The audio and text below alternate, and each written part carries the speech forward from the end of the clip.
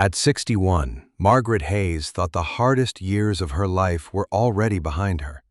Widowed, living alone, and struggling to keep her family's cattle ranch running. She never imagined that everything she had left would be threatened by something as ordinary as a broken fence. When her new neighbor demanded that she pay $180 for a boundary survey after a bitter fence dispute, Margaret made a decision that almost everyone around her thought was foolish. Instead of simply rebuilding the fence and moving on, she refused to let the argument end until she uncovered the truth about the land itself. Neighbors whispered that she was wasting time and money fighting over a few feet of pasture. Some even laughed, saying an old fence wasn't worth ruining relationships over. But while searching through forgotten family papers and long-lost county records, Margaret stumbled upon a mysterious clue that suggested the fence had never been placed where people believed, and that two rival ranches shared a secret history no one alive seemed to remember. What she discovered next would change not only the future of her cattle ranch, but the lives of two families forever. Before we uncover the truth, I'd love to know where you're listening from and what time it is where you are right now. Leave a comment below so we can see how far this story reaches around the world. If you're listening in the morning, I hope you have a peaceful day filled with good health and good news. And if you enjoy heartfelt stories about rural life, forgotten family history, and extraordinary second chances, please like this video, subscribe to the channel, and turn on notifications so you never miss our next journey together. Now, let's return to the morning when one broken fence started a story no one in the valley expected. Margaret Hayes had spent most of her 61 years measuring life not by calendars, but by seasons. Spring meant repairing fences. Summer brought long days watching cattle graze beneath clear skies. Autumn filled the barns with hay, and winter tested both patience and preparation. The cattle ranch had belonged to her family for 3 generations, and although it had never made anyone wealthy, it had provided something Margaret valued far more: continuity. Even after losing her husband several years earlier, she remained determined to care for the land they had worked together. Every sunrise still found her walking the pastures with a thermos of coffee, checking water troughs, greeting familiar cattle, and inspecting the miles of fence that protected the herd. One stormy night in early spring changed that routine. Powerful winds swept across the valley for hours, bending old trees and rattling every window of the farmhouse. Margaret barely slept, listening as loose branches struck the roof while rain fell in heavy sheets. At first light, she pulled on her boots, climbed into her aging pickup truck, and began driving slowly along the ranch roads to inspect the damage. Fallen limbs littered the fields, but most of the property had survived surprisingly well. Then she reached the western boundary. Nearly 40 yards of the old fence lay twisted across the ground. Several weathered posts had snapped at their bases, and strands of barbed wire hung loosely over flattened grass. A few curious cattle had already wandered close to the opening. Margaret quickly guided them back towards safer pasture before examining the damage more carefully. She sighed quietly. Rebuilding the fence would require time, materials, and money she had hoped to spend elsewhere that season. While she measured the broken section, another pickup approached from the neighboring property. A man stepped out, closed the truck door, and walked toward the damaged fence. Margaret recognized him immediately. Daniel Brooks had purchased the neighboring cattle ranch only a few months earlier, after the previous owners retired. They had exchanged little more than polite greetings since then. Daniel removed his work gloves and looked across the collapsed fence. "Looks like the storm did quite a number on it." Margaret nodded. "I've seen worse, but not by much." He studied the damaged posts for a moment before speaking again. "Actually, I was planning to talk with you about this fence even before the storm." Margaret looked at him with mild curiosity. "Oh, Daniel pointed toward one of the leaning corner posts. When I bought my ranch, the survey paperwork suggested the boundary line might not match where this fence stands. Margaret frowned slightly. This fence has been here longer than I can remember. I'm not saying anyone did anything wrong, Daniel replied calmly. I just think we should verify the property line before rebuilding. His tone remained respectful, but Margaret felt an unexpected knot form in her stomach. The fence had separated the two ranches for decades. Her father had maintained it. So had her husband. She had never heard anyone question its location. Daniel reached into his truck and removed a folded estimate from a contractor. A licensed surveyor can verify everything. The total cost is $360. He handed Margaret the paper. I think we should split it. That would be $180 each. Margaret looked down at the estimate before folding it carefully. $180 was not an impossible amount, but after paying veterinary bills and purchasing spring feed, every expense mattered. More importantly, she struggled to understand why the survey seemed necessary at all. My family has cared for this boundary for generations, she said quietly. Daniel nodded. And I respect that. But I just bought this property. I need to know exactly where the legal line is before we build another fence. Margaret could not argue with the logic. If their positions were reversed, she might have asked the same question. Even so, something about the request unsettled her. The fence had always represented more than a property marker. It was part of the ranch itself, as familiar as the oak trees or the creek running through the lower pasture. They stood together in thoughtful silence until Daniel finally spoke again. There's no rush. Think about it. Let me know in a day or two. Margaret thanked him, and he returned to his truck before driving slowly back across his pasture. Left alone beside the fallen fence, Margaret walked toward one of the oldest wooden posts still standing. The weathered timber leaned slightly but remained firmly rooted in the ground. She brushed away damp moss growing near its base and rested one hand against the rough wood. Suddenly, she remembered something her father had said many years earlier while repairing this very section of fence. Never move these old posts unless you know the whole story behind them. At the time, she had laughed, assuming he meant they were difficult to replace. Now, standing beside the broken boundary, those words carried a meaning she had never questioned before. Why had he spoken so seriously about an ordinary fence? As the morning sun finally broke through the clouds, Margaret looked once more along the aging fence line stretching across the ranch. She had not yet decided whether to pay the $180 for the survey, but she knew one thing with complete certainty. Before anyone moved a single post, she intended to discover exactly what story her father had believed was hidden there.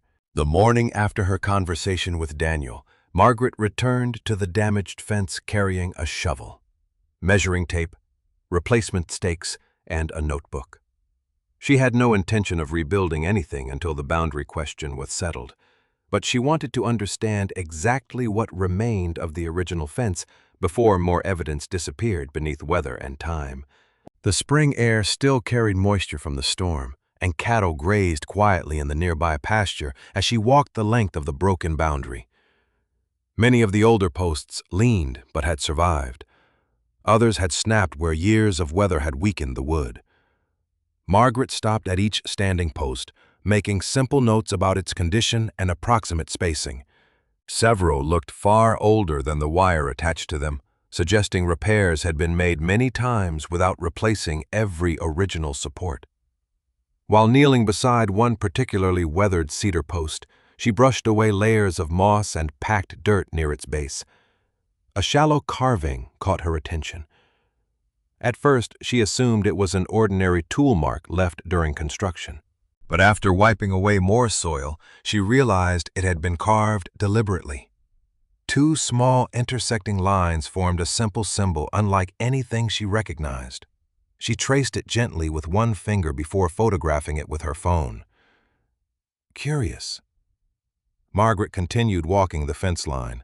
Nearly 50 yards farther along, she found another old cedar post carrying the exact same mark. The carving had faded with age, but remained clearly intentional. Whatever the symbol meant, someone had repeated it more than once. As she studied the second post, the sound of an approaching engine echoed across the pasture. Daniel parked his pickup several yards away and walked toward her, carrying a coil of temporary fencing. "Morning," he said. Margaret nodded politely. "Morning." He noticed the notebook and photographs on her phone. "Finding anything?" Margaret stepped aside so he could see the carving. "Have you noticed these marks before?" Daniel examined the weathered wood closely before shaking his head. "No. I honestly never looked that carefully." He crouched beside the post for another moment. "They don't seem random." "That's what I thought." For the first time since the storm, the conversation felt less like a disagreement and more like two landowners trying to solve the same puzzle. Daniel stood and unrolled part of the temporary fencing. "Until we know where the permanent fence belongs, I'd rather keep the cattle separated." Margaret appreciated the practical suggestion. Together they stretched temporary wire across the damaged opening, securing it to metal stakes. They worked mostly in silence, occasionally discussing where to place additional supports, though neither mentioned the survey again. The tension between them softened slightly through the shared task.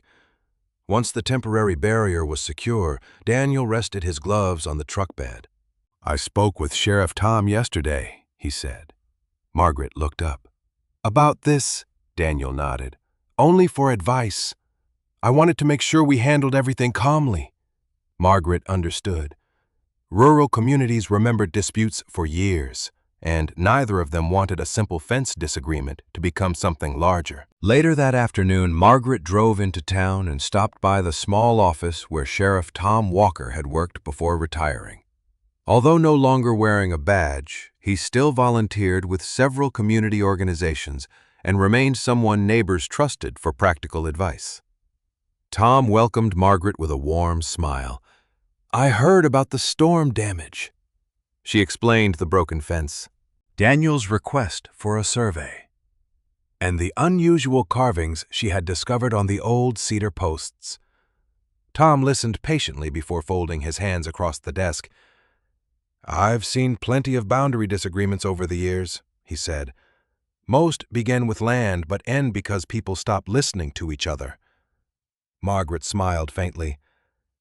"Daniel hasn't been unreasonable." "Good," Tom replied. "Keep it that way." She showed him the photographs of the carved symbol. He adjusted his reading glasses but eventually shook his head. "I can't identify it."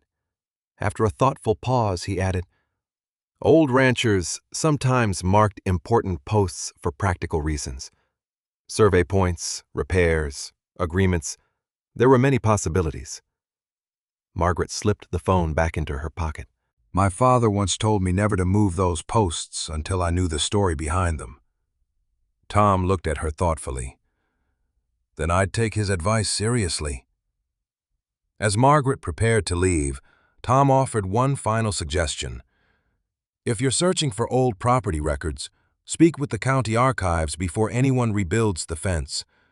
Once new construction starts, people often stop asking questions." Driving home, Margaret replayed every conversation in her mind. Daniel wanted certainty. Sheriff Tom wanted patience. Her father had wanted the old posts left alone until their history was understood. Back at the ranch, she returned to the carved cedar post one last time before sunset. This time she noticed something she had overlooked earlier. The symbol had not been carved at random height. It sat directly above an old iron nail driven carefully into the wood decades earlier. Margaret gently brushed away more dirt around the base, but found nothing else. She wrote the location in her notebook beside a rough sketch of the carving. The fading light stretched long shadows across the pasture as she stood looking down the weathered fence line. Someone had taken the time to mark those old posts for a reason. And until she discovered why, paying $180 for a modern survey no longer seemed like the most important question. A few days later, Margaret drove to the county records office carrying her notebook, photographs of the carved fence posts, and a folder containing the property documents she had inherited from her parents. The modest courthouse had served the valley for generations, and although most modern records were stored digitally, older land surveys, handwritten deeds, and historical maps remained carefully preserved in a quiet archive room downstairs. Emma Lewis, the county records specialist, greeted Margaret with a warm smile after hearing she was researching the old boundary between the Hayes Ranch and the neighboring property. "We don't receive many requests about ranch records anymore," Emma said, as she led Margaret into the archive. "Most people only want the newest survey." Margaret smiled politely. "I'm beginning to think the older ones matter more." Emma appreciated the answer. She brought several large map drawers to a work table before retrieving deed books, survey indexes, and property files covering nearly a century of ownership. Together they began comparing boundary descriptions from different decades. The earliest maps had been drawn entirely by hand, their faded ink still showing creeks, hills, fence lines, and neighboring ranches. Margaret carefully followed the western boundary with one finger. At first, everything appeared straightforward. Then Emma unfolded a survey completed many years later. Margaret immediately noticed that one section of the boundary did not perfectly match the earlier drawing. "That looks different," she said quietly. Emma nodded. "Only slightly, but you're right." They continued comparing additional surveys completed over the following decades. Some matched the original map closely, while others showed minor variations near the section where the storm had destroyed the fence. None differed dramatically, yet the inconsistencies were enough to explain why Daniel's recent paperwork had raised questions. Margaret frowned thoughtfully. "Which one is correct?" Emma looked through several reference notes before answering honestly. "Without examining every supporting record, I can't say." The uncertainty surprised Margaret. She had assumed property boundaries remained fixed once officially recorded. Instead, the old documents revealed small differences that had quietly accumulated over generations. Emma continued searching through storage boxes until she located a survey report prepared decades earlier by a licensed county surveyor. Unlike the maps, this report included handwritten field notes describing fence posts, landmarks, and measurements taken across the valley. Margaret leaned closer as Emma carefully turned each brittle page. One paragraph described the western boundary between the two ranches, mentioning several cedar fence posts that appeared older than the surrounding wire. Margaret immediately thought of the carved symbols she had photographed. "Does it mention markings?" she asked. Emma scanned the page before shaking her head. "Not here." Although the report documented distances and bearings, it offered no explanation for the unusual carvings. Even so, it confirmed that the oldest cedar posts had already existed when the survey was completed many decades earlier. That discovery reassured Margaret that the posts truly belonged to the ranch's early history rather than to more recent repairs. As the afternoon continued, Emma searched for additional supporting documents connected to the survey. Instead of finding another report, she uncovered a reference card indicating that several related files had once accompanied the original field notes. Margaret waited hopefully while Emma requested the corresponding archive box from storage. Several minutes later, she returned carrying only a thin folder. "This is all that's left," she said apologetically. Inside were routine correspondence, copying requests, and administrative paperwork. The supporting documents referenced on the index card were missing. Margaret felt a quiet wave of disappointment. "Do records simply disappear?" Emma smiled sympathetically. "Sometimes older files were transferred, reorganized, or damaged before modern preservation standards existed. It doesn't always mean they're gone forever. Margaret looked again at the reference card. Along one corner appeared a faded filing number written in blue pencil. Emma pointed toward it. That's useful. Why? Margaret asked. If related records were transferred somewhere else, that number would help trace them. Margaret carefully copied the filing number into her notebook, beside sketches of the carved fence symbols and the locations of the marked cedar posts. Although she had not found the answer she wanted, she now possessed another clue connecting the physical fence to official county records. Before leaving, Emma asked to see the photographs of the carved posts once more. She studied them carefully before returning the phone. I don't recognize the symbol, she admitted. But surveyors usually mark boundaries with paint or metal, not carved signs.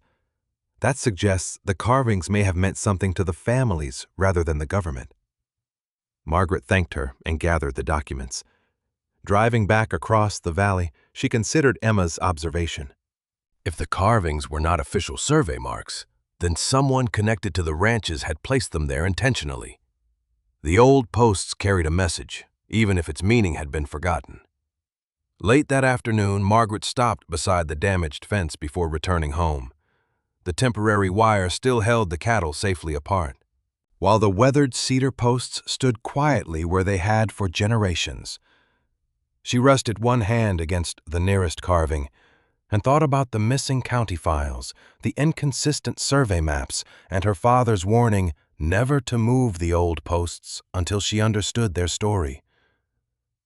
The records had answered one question by proving the fence line had changed slightly across different surveys, but they had created another.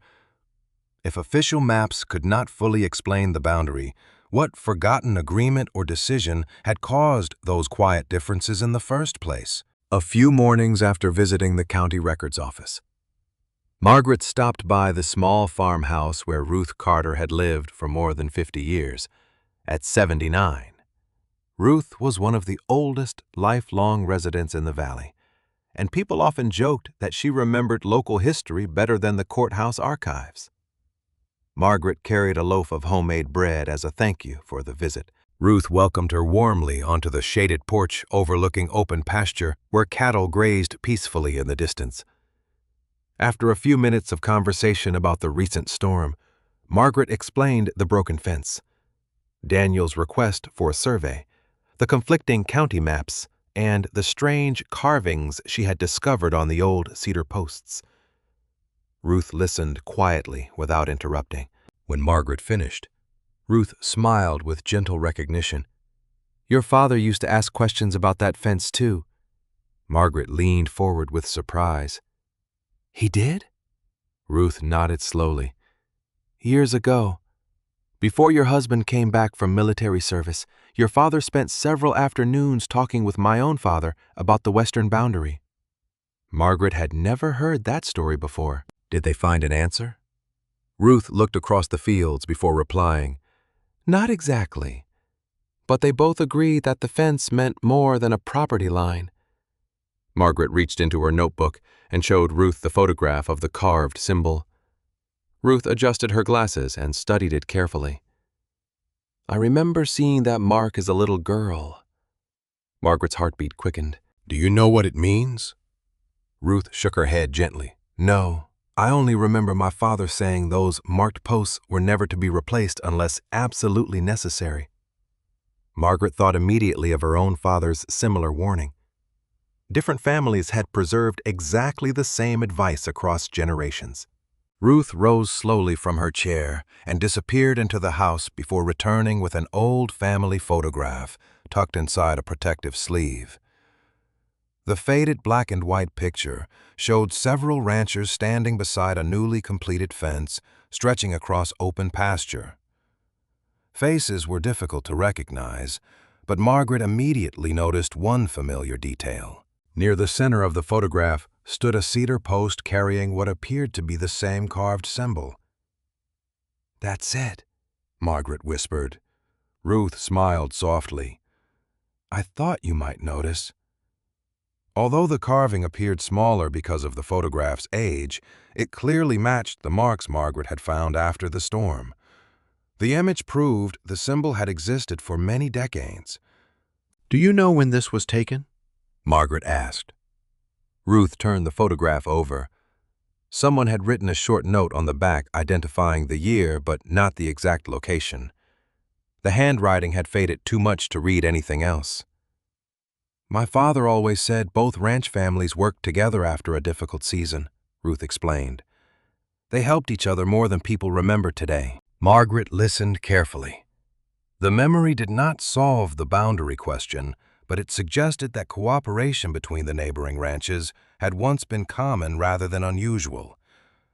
Before leaving, Margaret thanked Ruth and carefully photographed both sides of the old picture for her records. Back at the ranch that afternoon, she returned once again to the damaged fence, carrying a soft brush and small gardening tools. Inspired by Ruth's memories, she examined every surviving cedar post more carefully than before. Near one leaning corner post, she uncovered another faded carving, nearly hidden beneath lichen. The symbol matched the others perfectly. This time, however, she noticed a small number carved just beneath it. The number had almost disappeared after years of weather, but enough remained to distinguish several digits. Margaret copied them into her notebook beside Emma's filing reference from the courthouse. Although she could not yet see a connection, she suspected the number had been placed there intentionally. Later that day, Daniel stopped by to check the temporary fencing. Margaret showed him the photograph Ruth had shared, along with the newly discovered numbered carving. He studied both with genuine interest. "I've never seen that picture before," he admitted. "Neither had I." Daniel looked thoughtfully toward the damaged boundary. "Whatever happened here, it started long before either of us owned these ranches." Margaret appreciated his willingness to listen. Their disagreement had not disappeared, but it no longer felt personal. Both were now trying to understand decisions made by earlier generations. Before leaving, Daniel asked quietly, "Have you decided about the survey?" Margaret smiled politely. "Not yet." He nodded without pressing further. "Fair enough." After he drove away, Margaret spread the old photograph, her notebook, and copies of the county records across the kitchen table that evening. The carved symbols, the conflicting surveys, Ruth's memories, and her father's warning all pointed toward a shared history neither family fully remembered. Yet one important piece remained missing. The faded number beneath the carving resembled an archive reference rather than an ordinary mark. If that number corresponded to an old county file, then somewhere beyond the incomplete courthouse records, there might still be documents explaining why generations of ranchers had treated those weathered fence posts with such unusual respect. Several days passed, with the temporary fence holding the cattle safely apart while Margaret continued comparing every clue she had gathered. The damaged photograph from Ruth, Emma's filing reference, the carved symbols on the cedar posts, and the faded numbers beneath one of the markings all remained spread across her kitchen table each evening. The more carefully she studied them, the more convinced she became that rebuilding the fence before understanding its history would erase something important. One cool morning, Daniel drove across to the boundary carrying rolled fencing wire and several new treated posts in the back of his truck. He greeted Margaret with the same calm politeness he had shown since the storm. "I've been thinking," he said. "Instead of waiting weeks for old records, we could settle this now." Margaret listened quietly. Daniel pointed toward the damaged section. "We'll order the survey, rebuild the fence wherever the measurements place it, split the remaining costs, and finally put this behind us." His proposal sounded practical. There was no anger in his voice, only the desire to resolve an increasingly complicated problem. Margaret understood why he felt that way. He had purchased the neighboring ranch only recently and wanted certainty before investing more time and money into improvements.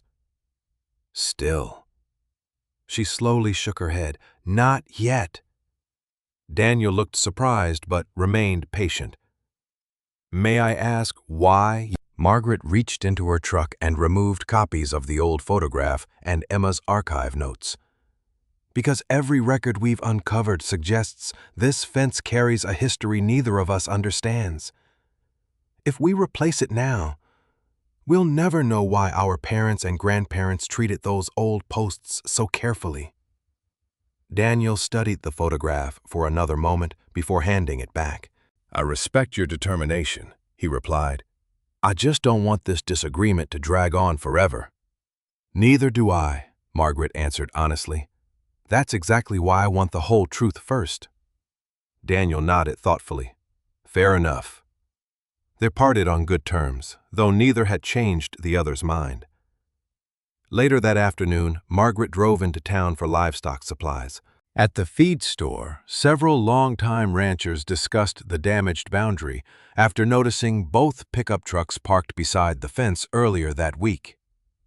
One neighbor believed Margaret should simply accept the survey and move forward. Another argued that old ranch boundaries often reflected practical agreements not fully recorded in modern paperwork. No one raised their voice, but it became clear that people throughout the valley had begun following the dispute with quiet interest. Margaret realized that whatever decision she and Daniel eventually reached would influence more than their own properties. It would become another story remembered by the community. The following day, Emma called from the county records office. "I think I found something connected to your filing number," she said. Margaret drove to the courthouse that afternoon. Emma had located an administrative index listing several historical property files transferred years earlier during a regional archive reorganization. Most entries referred to routine land surveys, grazing permits, and irrigation agreements. Near the middle of one page, however, the filing number copied from the carved fence post appeared beside another description. Emma pointed to the faded line. "Look here." Margaret leaned closer. The notation referred to an archived boundary agreement connected to neighboring ranch properties. Unlike the surrounding entries, no storage location appeared beside it. Instead, a handwritten note explained that the document had been transferred to an off-site preservation archive many years earlier. Margaret felt both excitement and disappointment.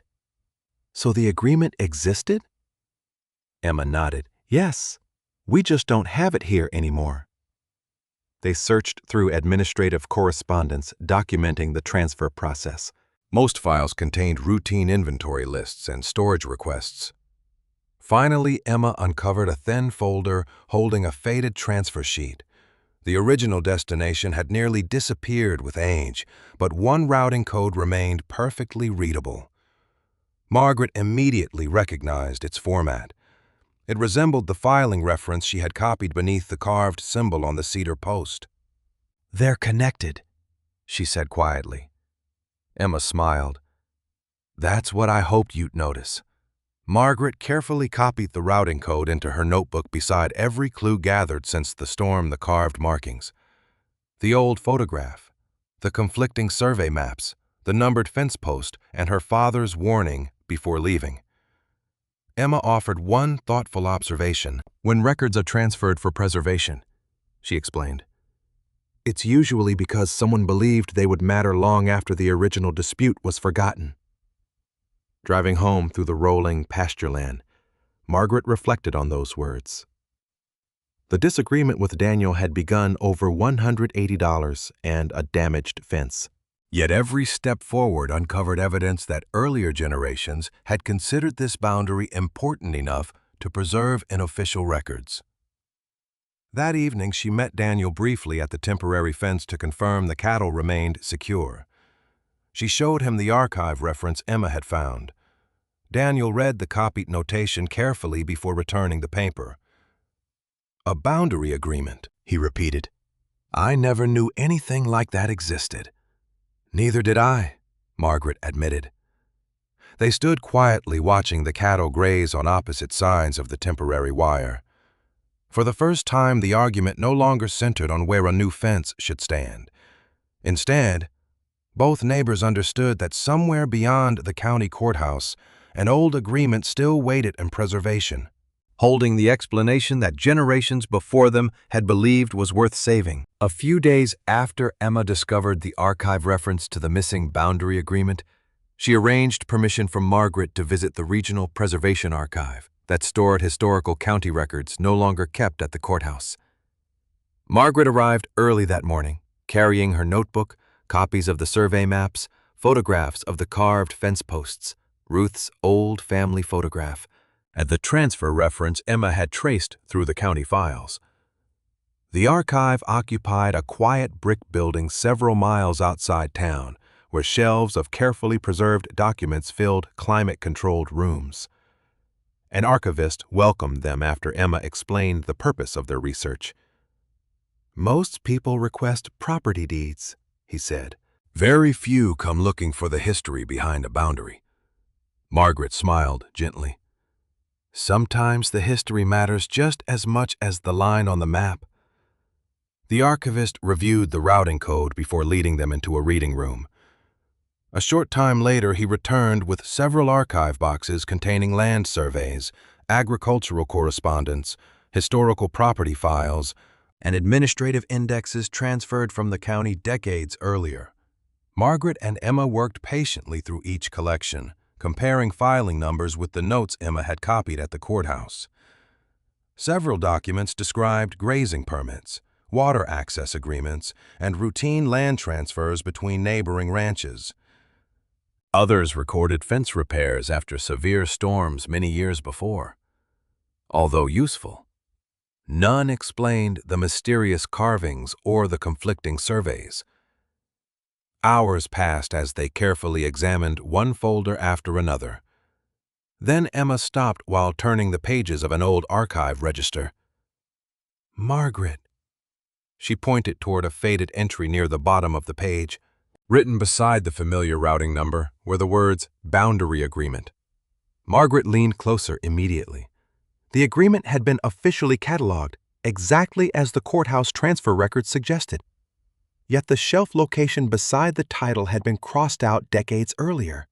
A handwritten note explained that the original document had been relocated during a statewide preservation project. Margaret felt both encouraged and frustrated. "So it survived?"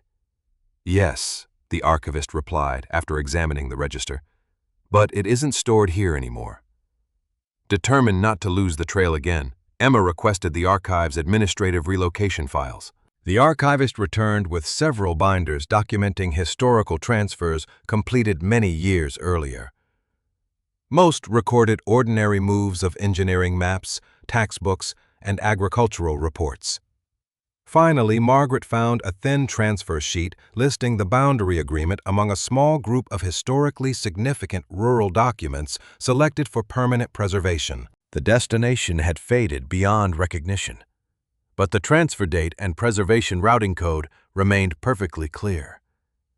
Emma copied every detail into her notebook.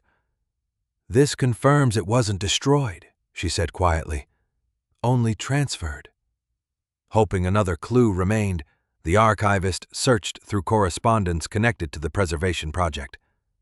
He returned carrying a worn folder filled with carbon copies of official letters. One memorandum explained that historically important agreements between neighboring landowners had been preserved because they documented local farming traditions rather than legal ownership alone.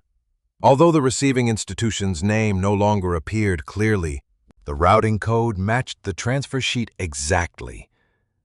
Margaret smiled for the first time that afternoon. Now we have two records leading to the same place.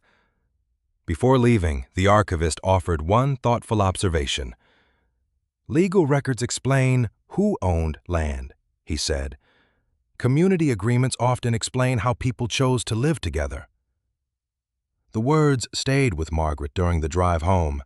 She thought about Daniel's reasonable desire for certainty, her father's warning about the old fence posts, Ruth's memories of cooperation, and Sheriff Tom's advice to remain patient.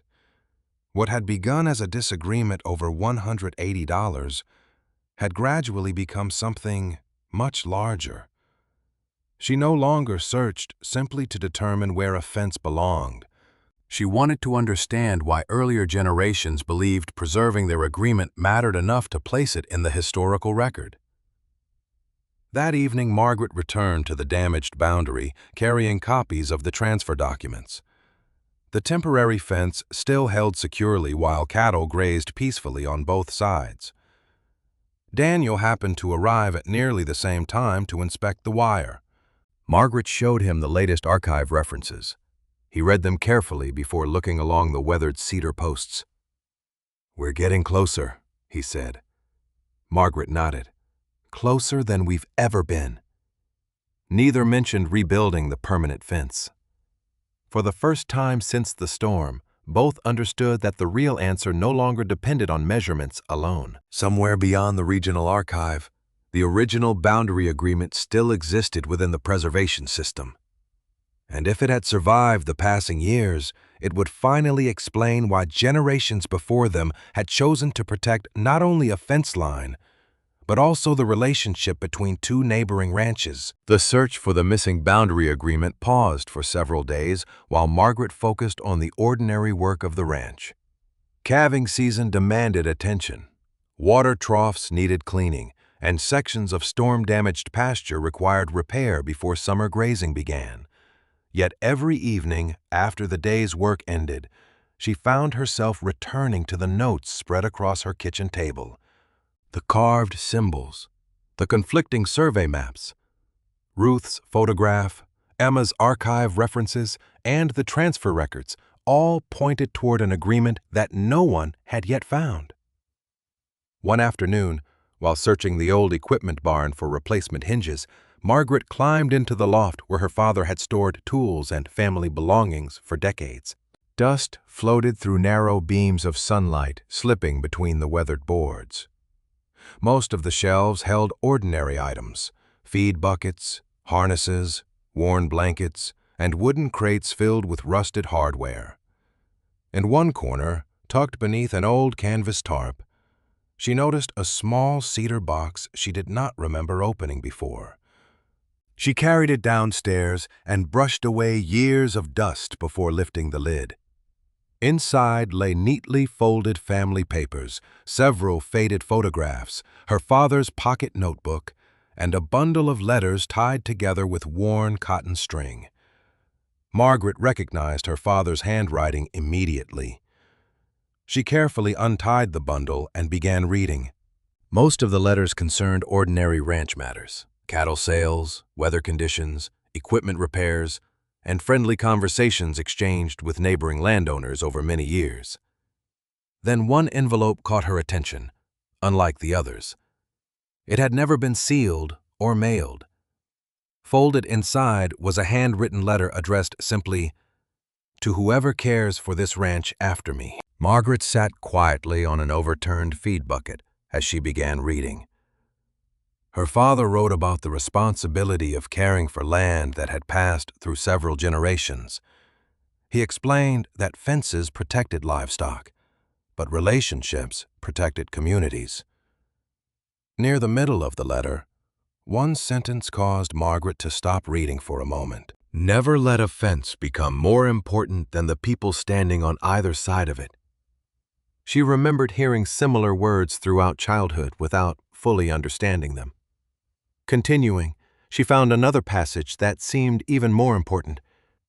Her father mentioned an old written agreement between the neighboring ranch families, explaining that his own father had insisted the document represented trust rather than ownership. Although he did not say where the agreement had been stored, he ended the paragraph with a simple reminder: if questions ever return, look for the agreement before moving the old posts. Margaret lowered the letter slowly. Every clue they had uncovered suddenly felt connected. Her father had known about the written agreement. He had considered it important enough to mention in a letter intended for future generations. As she continued searching the cedar box, she found another small envelope containing several photographs from decades earlier. One picture showed her father and another rancher repairing the same western fence line together while smiling toward the camera. The neighboring rancher was not someone Margaret recognized, but the easy friendship between the two men was unmistakable. Turning the photograph over, she found only a date written in fading ink. No names appeared. Later that afternoon, Daniel stopped by to check the temporary fencing after noticing Margaret's truck beside the equipment barn. She invited him inside and showed him the letter. He read it carefully, saying nothing until he reached the sentence about never letting a fence become more important than the people standing on either side of it. After a long silence, he folded the paper with obvious care and handed it back. "Your father sounds like a wise man," he said quietly. Margaret smiled. "He usually was." She then showed Daniel the photograph of the two ranchers repairing the fence together. Daniel studied it thoughtfully. "It's strange," he admitted.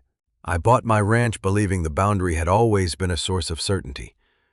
Instead, every piece of history we find suggests cooperation mattered more than the exact location." Margaret nodded. "That's what surprises me most." Before leaving, Daniel glanced once more toward the weathered cedar posts stretching across the pasture. "Whatever that agreement says," he said, "I'm beginning to think both families respected it for reasons that had nothing to do with winning land." After he drove away, Margaret returned the letter to its protective envelope before copying several passages into her notebook beside the archive references and survey notes. Her father's words did not answer the mystery, but they confirmed that the missing boundary agreement had been remembered within her own family for generations. As evening settled over the ranch, she stood beside the damaged fence with the folded letter in her pocket. The old cedar posts remained exactly where they had stood through storms, changing seasons, and changing ownership. Somewhere beyond the archive transfer records, the written agreement still waited. And now, for the first time, Margaret knew that her father had trusted it enough to leave one final instruction behind before anyone rebuilt the fence. They first needed to remember why it had been placed there in the first place. Several days after finding her father's letter, Margaret received another call from Emma. The Regional Preservation Office had responded to the archive inquiries, and while the original boundary agreement had not yet been released for review, additional transfer records had arrived for examination. Margaret drove into town immediately. Carrying the notebook that now held every clue gathered since the storm, Emma spread the newly received documents across the archive table. Most were administrative records describing how historical property files had been reorganized decades earlier. One folder, however, contained copies of legal summaries prepared during successive ownership transfers of both neighboring ranches. Margaret and Emma began reading them side by side. The earliest records referred to the ranches by family names rather than parcel numbers. Later documents gradually replaced those names with legal descriptions and survey references. As ownership changed through inheritance and eventual sales, each new filing relied more heavily on technical measurements and less on the practical agreements that earlier generations had followed. Margaret paused over one summary describing a routine property transfer completed many years earlier. "Look at this," she said quietly.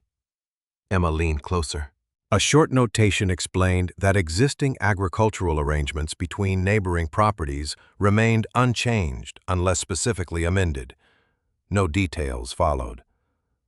"So something was already in place," Emma observed. "Yes," Margaret replied. "But every later transfer assumed the next owner already understood it." They continued reading. Another file, prepared years afterward, described the western boundary entirely by survey bearings, without mentioning the long-standing working relationship between the ranches. Emma compared the sequence of documents spread across the table. "No one erased the history," she said thoughtfully. "It simply stopped being copied into newer records." Margaret remembered the courthouse surveys that gradually differed from one another. The boundary itself had become a legal description, while the reason behind it quietly disappeared from everyday knowledge. The realization changed the way she viewed Daniel's position. He had purchased his ranch honestly, using the documents available to him. Those papers showed measurements, but not the history that explained them. He had never been given the story her father, Ruth's family, and earlier ranchers had quietly passed from one generation to the next. Later that afternoon, Margaret met Daniel beside the temporary fence. She handed him copies of the ownership summaries and explained what she and Emma had discovered. Daniel read every page carefully before looking across the pasture toward the weathered cedar posts. "I think I finally understand why we've been looking at this differently," he said. "When I bought the ranch, all I received were legal records. I never knew there had once been an older understanding between the families." Margaret nodded. "Neither of us did anything wrong. We simply inherited different pieces of the same story." Daniel folded the papers and returned them. "I'm glad you didn't agree to rebuild the fence right away." Margaret smiled gently. "So am I." Their conversation carried none of the uncertainty that had marked their first meeting after the storm. The disagreement had slowly become a shared search rather than a contest. Before leaving, Daniel walked to one of the oldest cedar posts and studied the carved symbol for several quiet moments. "Whatever this agreement says," he remarked, "someone wanted future generations to remember more than the property line." Margaret thought about her father's letter resting safely at home. "He did," she answered softly. That evening, Emma called once more with encouraging news. The Preservation Office had confirmed that the original boundary agreement remained part of an active historical collection, although final access approval still required routine processing. The document had been located and preserved exactly where the transfer records indicated. Margaret closed her notebook with a feeling she had not experienced since the broken fence first brought Daniel to her gate. Every important clue now pointed in the same direction. The carved cedar posts, the faded family photograph, the conflicting surveys, the courthouse references, the transfer files, and her father's final letter all led toward one surviving document. The boundary agreement had endured decades of changing ownership, administrative reorganizations, and forgotten memories. It was no longer a question of whether it existed. The only mystery that remained was what the agreement actually said, and why generations before them believed its words were important enough to preserve long after the people who first signed it were gone. Several days after the Preservation Office confirmed the document's location, Emma called Margaret with the news they had been waiting to hear. Permission had been granted to examine the original boundary agreement. Early the next morning, Margaret and Emma drove together to the Preservation Center, carrying copies of the survey maps, photographs of the carved cedar posts, Ruth's family photograph, the courthouse records, and the letter Margaret's father had left behind. An archivist welcomed them into the reading room and carefully placed a slim archival folder on a padded support. Inside rested a handwritten agreement preserved in remarkable condition despite its age. Margaret took a slow breath before reading the opening lines. The document identified the neighboring ranch families by name and described a joint decision reached after a devastating drought many decades earlier. Livestock numbers had fallen, grazing conditions had become difficult, and maintaining separate pasture access had created unnecessary hardship for both families. Rather than insisting upon the exact surveyed boundary, the two ranchers agreed to place the shared fence where it would best serve the movement and safety of their cattle.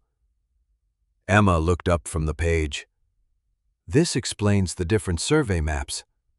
Margaret nodded quietly. The agreement continued by stating that the adjusted fence location did not change legal ownership of either ranch. Instead, it reflected a practical arrangement made willingly by both families to help one another recover during difficult years. The document also described the carved symbols placed on selected cedar posts. They had been created as reminders that the fence represented cooperation rather than conflict. Margaret gently traced the copied sketch in her notebook beside the matching photograph. At last, the carvings made sense. Near the end of the agreement, another paragraph caught both women's attention. It stated that future generations should preserve the spirit of the arrangement whenever possible, and remember that good neighbors would always be worth more than a perfectly measured line. Margaret immediately thought of her father's letter. His words had not come from memory alone. They echoed the very agreement now resting before her. The document concluded with the signatures of both ranchers and 2 local witnesses. Emma carefully compared the names with early county records. Everything matched. Before leaving, Margaret requested certified copies for historical documentation. The archivist gladly prepared them while explaining that agreements reflecting community cooperation were often preserved because they illustrated how rural families solved problems together without lengthy disputes. Back in the valley, Margaret met Daniel at the temporary fence and handed him one of the certified copies. He read the agreement slowly from beginning to end. When he reached the section explaining why the fence had been placed where it stood, he lowered the papers and looked across the pasture in thoughtful silence. "So neither family tried to take land from the other," he said. "They simply chose the location that worked best for both ranches?" Margaret smiled. "Exactly." Daniel nodded. "I wish I'd known this before asking for the survey." "You couldn't have," Margaret replied gently. "The history disappeared long before you bought the ranch." Later that afternoon, Ruth joined them beside the old cedar posts after Margaret shared the discovery. She adjusted her glasses and carefully read the agreement for herself. A warm smile spread across her face. "My father told the truth," she said softly. "They always believed helping each other mattered more than arguing over a fence." Sheriff Tom stopped by before evening after hearing the news from Emma. He read the certified copy, then looked from Margaret to Daniel with quiet satisfaction. "I've seen plenty of boundary disputes," he said. "Very few end by reminding people why the boundary existed in the first place." Margaret showed everyone the passages from her father's letter alongside the original agreement. The similarities were unmistakable. The advice passed through her family for generations had faithfully preserved the spirit of the document even after the agreement itself disappeared into the archives.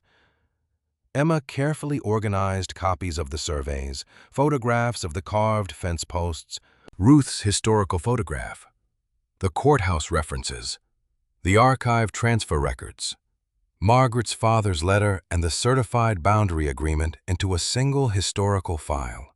Together, the documents formed a complete record explaining not only where the fence belonged, but why it had been built that way. Their final task was to present the collection to the County Historical Committee so the agreement could be formally recognized as an important part of the valley's agricultural heritage. As the sun settled behind the hills, Margaret stood beside one of the weathered cedar posts bearing its small carved symbol. For the first time since the storm, the old fence no longer represented uncertainty. It represented a promise made by 2 neighboring families who had chosen cooperation over conflict. A promise that had quietly survived the passing years and now offered both ranches the chance to do the very same once again. The weeks following the discovery of the boundary agreement brought a sense of calm that neither Margaret nor Daniel had expected when the storm first destroyed the old fence. Instead of rushing to replace every damaged post, they worked together with careful respect for the history they had uncovered. Before any repairs began, Emma arranged for certified copies of the agreement, the survey records, photographs of the carved cedar posts, Ruth's family photograph, and Margaret's father's letter to be placed with the County Historical Committee. After reviewing the complete collection, the committee unanimously recognized the boundary agreement as an important part of the valley's agricultural heritage. The decision did not change the legal ownership of either ranch. Instead, it officially documented the story that had nearly disappeared through decades of changing records and property transfers. Margaret attended the public meeting alongside Daniel, Emma, Ruth, and Sheriff Tom, listening as the committee chair summarized the agreement. She realized that what had begun as a disagreement over $180 had become an opportunity to restore something far more valuable than a boundary line. The chair explained how two neighboring ranch families had chosen cooperation during a devastating drought, placing practical needs above pride while carefully preserving each family's legal ownership. The audience responded with warm applause, not because anyone had won a dispute, but because the community had recovered an important piece of its own history. A few days later, work finally began on the western fence. Margaret and Daniel decided to preserve every original cedar post that remained structurally sound. Damaged sections were repaired with new wire and replacement posts placed only where absolutely necessary. The weathered cedar posts bearing the carved symbols stayed exactly where earlier generations had left them. Their quiet markings no longer seemed mysterious. They stood as reminders that the fence represented trust as much as property. Henry from the local sawmill donated cedar boards matching the original wood, while several neighboring ranchers volunteered tools and equipment after hearing the story behind the agreement. Sheriff Tom spent one afternoon helping stretch wire despite insisting he had officially retired from heavy work years earlier. Ruth arrived carrying homemade pies and spent hours sharing memories with younger volunteers who had never heard the story of the old drought. Emma photographed the restoration process so future generations would understand why certain original posts had been preserved instead of replaced. Even small moments carried unexpected meaning. At one point, Margaret and Daniel found themselves tightening the same section of fencing together, each standing on opposite sides just as their predecessors had done many decades before. They exchanged a quiet smile without saying much. The work itself seemed to speak clearly enough. When the final wire was secured, Daniel reached into his truck and removed a small wooden plaque he had made in his workshop. It bore only a few carefully carved words: Boundary Agreement Site. Beneath the title appeared a simple sentence copied from the original document: Good neighbors are worth more than a perfectly measured line. Margaret looked at the plaque for several moments before helping Daniel mount it beside one of the preserved cedar posts carrying the familiar carved symbol. Nothing about the marker felt grand or elaborate. It simply ensured that no future owner would wonder why those old posts remained standing. As summer arrived, daily life slowly returned to its familiar rhythm. The cattle grazed peacefully across healthy pasture. Margaret reopened the western grazing section once repairs were complete, confident that both the fence and the friendship beside it were stronger than before. Daniel often stopped by for coffee after checking his herd, and Margaret occasionally crossed the fence line to help when extra hands were needed during busy weeks. What had once been an awkward relationship built on uncertainty gradually became one based on mutual respect. One Saturday, the community organized a small gathering near the restored fence to recognize everyone who had contributed to preserving the agreement. There were no speeches lasting hours, no formal ceremonies beyond a few heartfelt words from the historical committee. Instead, neighbors shared food, exchanged stories, and listened as Ruth described how both ranch families had survived difficult seasons by working together rather than competing against one another. Sheriff Tom quietly remarked that he wished more disagreements ended the same way. Emma displayed copies of the historical documents on a simple table so visitors could follow the investigation from beginning to end. Children paused to study photographs of the carved cedar posts, while older residents smiled as forgotten memories returned. Margaret stood quietly beside her father's letter displayed beneath protective glass. Reading his familiar handwriting once again, she finally understood why he had warned her never to move the old fence until she knew its story. He had not been protecting a line on a map. He had been protecting an idea passed from one generation to the next. As evening settled across the valley and neighbors slowly returned home, Margaret walked alone to the western boundary. The restored fence stretched across the pasture much as it had for decades, blending old cedar posts with carefully placed new ones. The carved symbols remained visible in the fading light, No longer secrets waiting to be solved, but promises remembered once again. She rested one hand against the weathered wood and looked toward Daniel's ranch, where cattle moved quietly across the fields. Not long ago, she had feared losing part of her land. Instead, she had regained something she never realized had been slipping away: the shared history connecting two families who had once trusted each other enough to place kindness ahead of convenience.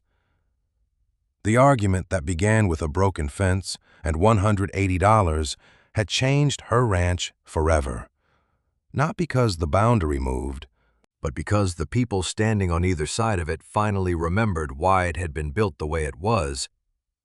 Margaret smiled, closed the gate behind her, and walked home, knowing that the strongest fences are not the ones that divide neighbors, but the ones that remind them they have always been stronger together.